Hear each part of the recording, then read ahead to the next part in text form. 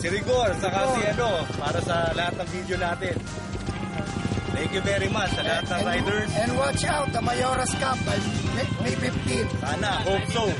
Pero yung upcoming race natin, we have May 1. Ito, si Melvin. May 15. One of the boys. June 12. So, sana Melvin. maka-attend lahat ng riders. Melvin! Part of the boys. Ito, isa sa mga tumulong sa amin. Papasalamat kami kay Kuya Boy, Exaltacion.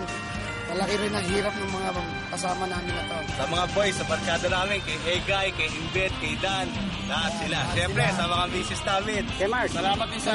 Kay Mars, thank you very much. Rigor. Maraming salamat din sa tropang bitag. Laki na itutulong ng bitag. Sa asawa ko, Daisy, I love you. Aramina. I love you, Emily. Anak ko, Gian.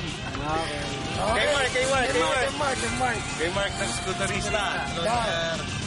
Siya si Mark na skuterista. Malaki pasalamat din namin sa kanya. Ang mga T-Back boys, hindi lang tayo nanalo, pero sa susunod. Okay. Maganda ang nangyari sa ating karera dahil napuri tayo ng isang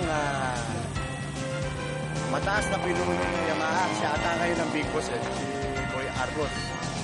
Sabi niya, maganda raw ang pakarera dito sa Megawayan. Kaya mula mag-umpisa hanggang matapos, nandito siya. Kahit na may lakad. Kaya nga. At sana sa mga susunod, mapalaki pa natin ito at mapaganda pa ng gusto.